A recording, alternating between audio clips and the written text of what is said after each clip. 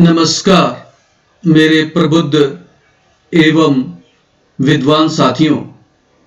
आज मैं आपके लिए एक महत्वपूर्ण विषय वस्तु पर अपने विचार रख रहा हूं और विषय वस्तु है early childhood care and education, the foundation of learning. जो बच्चों के शुरू के जो बचपन का समय होता है उसमें उनकी देखभाल और उनको शिक्षित किया जाना परम आवश्यक है और यही नींव होती है उनके सीखने की। इस विषय पर नई शिक्षा नीति जो हमारे सम्मुख आई लगभग 34 साल बाद, शिक्षा को जो प्रारूप है उसे नए प्रारूप में प्रस्तुत किया गया। पूर्व में निजी और सरकारी सभी स्कूल 10+2 की भांति चलते थे, अर्थात 1 से लेकर 10 कक्षा तक वो अपनी सामान्य पढ़ाई पढ़ते थे और 2 वर्षों में वे अपना स्ट्रीम चयन करके अपने मनपसंद स्ट्रीम को चयन करते थे, जैसे उनके अंक आते थे और विशिष्ट पढ़ाई पढ़ते थे। अब जो ये विद्यार्थियों के लिए स्कूली शिक्षा है तो इसको बदल के अब कर दिया गया है 5+3+3+4 इस प्रारूप में प्रस्तुत किया गया है। तो इससे साफ स्पष्ट हो रहा है कि बालिक काल को बड़ा ही एम्फेसाइज किया गया है, बहुत महत्व दिया गया है। और जो विद्यालय में बच्चों के जो शुरू के ये 5 साल है, ये नर्सरी से लेकर प्री नर्सरी से लेकर 3 साल प्री नर्सरी नर्सरी में और उसके बाद 1-2 क्लास तक पढ़ेगा बच्चा, 5 साल पूरे लगाएगा, जिसमें उस पर अधिक जोर नहीं दिया गया है, मूल्यांकन उस पर नहीं किया जा रहा है और उसको स्वतंत्र रूप से अपने को विकसित करने का मौका और सीखते हुए आगे बढ़ने का मौका दिया जा रहा है। तो ये पहले सरकारी स्कूल में चीजें नहीं थी। सरकारी स्कूल में सीधे 1 में एडमिशन के लिए बच्चे आते थे, उनको प्ले स्कूल या किंडरगार्टन में जाने का अवसर नहीं भी मिलता था। लेकिन प्राइवेट स्कूलों में ये व्यवस्था थी प्री नर्सरी की और आगे की शिक्षा 3 जब वो कक्षा 3 से लेकर 5 तक पढ़ेगा और फिर 3 जो है ये कक्षा 6 से लेकर 6, 7, 8 और फिर अंततः जो 4 और महत्वपूर्ण जो इसका एक और हिस्सा है कक्षा 9 से कक्षा 12 तक। अगर हम देखें बाल्यावस्था का विभाजन कई शिक्षाविदों मनोवैज्ञानिकों ने किया है, लेकिन हम यहाँ पे अपनी सुविधा के अनुसार विभाजन जो ले रहे हैं वो मनोवैज्ञानिक एवं शिक्षाविद रॉस का ले रहे हैं। उनके इसका अनुसार अगर हम देखते हैं तो शैशवावस्था 1 से 3 वर्ष तक, फिर आरंभिक बालकाल 3 से 6 वर्ष तक, उत्तर बाल्यकाल 6 से 12 वर्ष तक, किशोरावस्था 12 से 18 वर्ष तक। और जन्म के समय जो बच्चा जन्म गर्भावस्था से लेकर जब आगे बढ़ता है, फिर जब वो शैशवावस्था में है, जन्म के समय बालक शारीरिक एवं मानसिक रूप से विकसित नहीं होता। जब वो पैदा होता है तो शारीरिक एवं मानसिक रूप से विकसित नहीं होता, एक कच्चे घड़े के समान होता है जिसको धीरे धीरे मजबूत बनाया जाता है। जन्म के समय बालक एक मनो शारीरिक प्राणी के रूप में उत्पन्न होता है। धीरे धीरे विकास के फलस्वरूप उसकी मानसिक जो है मानसिक एवं शारीरिक शक्ति का संचय होता है। नई जो शिक्षा नीति 2020 में जो बच्चे पैदा होते हैं, अब ये प्रयास किया जा रहा है कि बच्चों का एनरोलमेंट विद्यालय में अगर वो प्रवेश कर गया, जो बच्चा हमारा मानव संसाधन के रूप में इस भारत में है तो सभी को शिक्षा अनिवार्य करने का एक लक्ष्य भी रखा गया है कि सभी बच्चे स्कूल में प्रवेश करें तो कम से कम इंटर तक पूर्ण कर जाएं, और उनके लिए विषय वस्तु पाठ्यक्रम काफी रोचक बनाया गया है। जो ये नई शिक्षा नीति में बच्चों का जो औपचारिक शिक्षण कार्य लगभग आरंभिक बाल्यकाल में प्रारंभ हो जाएगा। प्री नर्सरी कक्षाओं से कक्षा 2 तक के 5 वर्ष तक, मतलब जो ये 5 वर्ष है, प्री प्राइमरी में 3 साल और कक्षा 1-2 तक के जो 5 वर्ष है, यही क्या होता है, बच्चों का मस्तिष्क विकास का सबसे अहम समय होता है।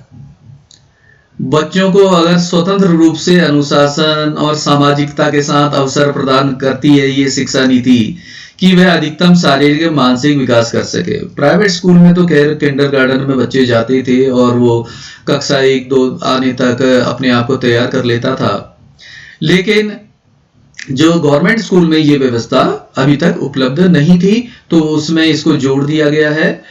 अब जो ये बच्चों के जो आरंभिक बाल्यकाल होता है, कक्षा प्री नर्सरी से कक्षा 2 को शिक्षा का आधार तैयार करने के लिए महत्वपूर्ण काल माना गया है। इस अवस्था में यानी मान लिया जाए बच्चों की 6 से 7 वर्ष तक की उम्र में बच्चे का जो है 75% या उससे अधिक या पूर्ण आंशिक रूप से पूर्णतः ही मस्तिष्क का विकास हो जाता है। इसलिए नई शिक्षा नीति में भी जो 2020 की है, मैं यह जो उठाया गया कदम है कि भाई सरकारी स्कूल के बच्चों को भी प्रवेश दे दिया जाए प्री नर्सरी से, और ये सरकार का दायित्व भी है कि ये कदम पूर्णतः सुरक्षित रूप से चले। यह कदम बच्चे को श्रेष्ठ नागरिक बनाने की राह प्रशस्त करने, उसमें सामाजिकता, नैतिकता एवं अधिकतम बौद्धिक विकास करने हेतु बच्चे की भविष्य हेतु मजबूत नींव तैयार कर सकेगा। इसके लिए सरकार द्वारा अपनी जिम्मेदारी तय करते हुए प्री नर्सरी को स्कूली शिक्षा में शामिल कर लिया गया है। फ्राइड कहते हैं बालक 4 या 5 वर्ष के अंदर ही जो बनना होता है बन जाता है। मनोवैज्ञानिक फ्राइड के द्वारा इस तरह के विचार रखे गए हैं। अब हम देखें कि लेकिन जो है एक चीज थोड़ा सा फोकस नहीं की गई है कि भाई कक्षा प्री प्राइमरी से लेकर कक्षा 2 तक कोई भी मूल्यांकन की विधि अपनाई नहीं गई है ताकि वो अपना कर सके। हाँ, वर्कशीट वगैरह का प्रावधान रखा गया है कि बच्चे वर्कशीट भरेंगे, लेकिन फोकस नहीं होने से, जैसे बाल्यकाल में परीक्षा नहीं है उसकी प्री नर्सरी से लेकर 2 तक, तो उसका फोकस नहीं है। तो इस नीति में बाल्यकाल की महत्वपूर्ण विशेषता स्मृति के बजाय अब क्या किया गया, क्षमताओं पर, उसकी क्षमताओं पर अधिक बल दिया गया है और उसको क्रिटिकल थिंकिंग बेस बनाना है। लेकिन क्रिटिकल थिंकिंग उत्पन्न होने से पहले उसका जो याद स्मृति का कोष है वो जितना अधिक होगा उतना ज्यादा क्या होगा, बच्चा आगे विषय वस्तु को समझने, ज्ञान वृद्धि करने,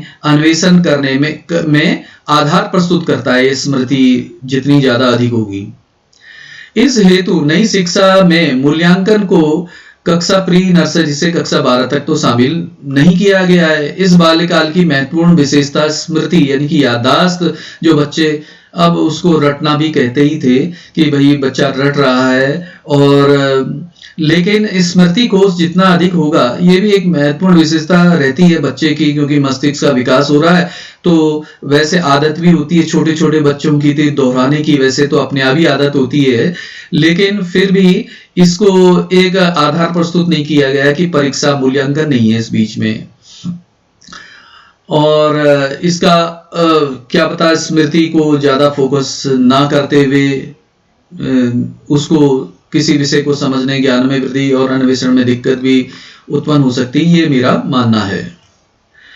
अब क्या आता है कि भाई प्रिपरेटरी स्टेज पहली जो थी वो फाउंडेशन स्टेज थी अभी तक जो हमने पढ़ी प्री प्राइमरी से कक्षा 2 तक।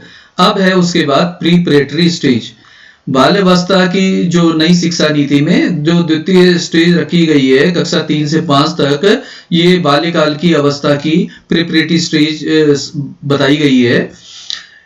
इसको लेकर हम आगे बढ़ते हैं तो इस समय की जो बाल्यकाल विशेषताएं होती हैं उन्हें नई शिक्षा नीति 2020 में सामंजस्यता के साथ प्राप्त किया जा सकता है।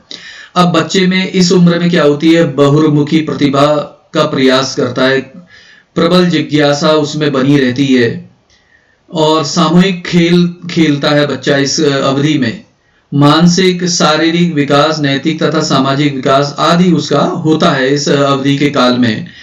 तो इसके लिए भी विषय अध्ययन में मातृभाषा के चयन से वह साहित्यिक अभिरुचि के साथ साथ अन्य विषयों को भी उच्चतम स्तर एवं गहराई तक सीख पाएगा। अब क्या होगा, कैसे सीखेगा गहराई में, अगर उसकी क्षेत्रीय भाषा है या मातृभाषा में अगर उसका विषय पढ़ने को मिल जाए तो वह आसानी से विषय वस्तु तो सीख सकेगा। लेकिन इसके आगे कुछ दिक्कतें ये है कि पूरे भारतवर्ष में सभी अपनी क्षेत्रीय भाषा को महत्व देंगे तो आगे वैमनस्यता, आपस में प्रतिस्पर्धा की भावना या अपने आप को श्रेष्ठ समझने की भावना और इस तरह से एक दूसरे जिले में जाकर या राज्य में जाकर नौकरी करने में भी कई दिक्कतें उत्पन्न हो सकती हैं भविष्य में, लेकिन उसका कुछ ना कुछ निदान निकलेगा जरूर। और उसके बाद आती है महत्वपूर्ण अवस्था, किशोर अवस्था में मिडिल स्टेज, यानी कि जो कक्षा 6 से 8 है, और किशोर अवस्था में ही बात की जो किशोर अवस्था है सेकेंडरी स्टेज है कक्षा 9 से कक्षा 12 तक। अब देखते हैं कि कक्षा 6 से 8 तक वोकेशनल कोर्स को शामिल किया गया है।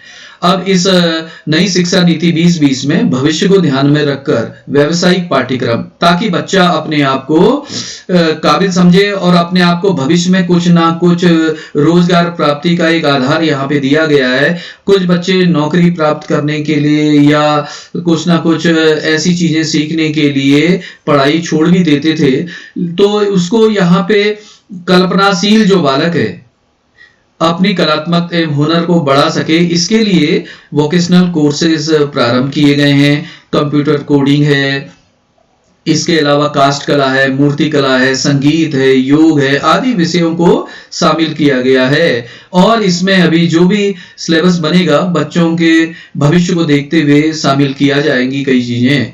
विषय चयन में मातृभाषा एवं अन्य भाषाओं के चयन से वे साहित्यिक अभिरुचि के साथ साथ अन्य विषयों को भी उच्चतम स्तर एवं गहराई तक सीख पाएगा। अब कंप्यूटर कोडिंग मिडिल स्टेज की कक्षाओं में शामिल होगी, कक्षा 6 से 8 तक ही शामिल हो जाएगी। और ये बड़ा महत्वपूर्ण कार्य है। बच्चे मोबाइल, कंप्यूटर इसके बड़ा लगाव रखते हैं और सीखते भी बहुत तीव्र गति से हैं। तो यहाँ कंप्यूटर कोडिंग अगर उसको करने को मिल जाए और भविष्य भी पूरा कंप्यूटर और डिजिटलाइजेशन का ही है तो इनको आगे बढ़ने में मदद मिलेगी। यह सभी बालक की ज्ञानात्मक अभिवृद्धि के लिए महत्वपूर्ण रहेंगे।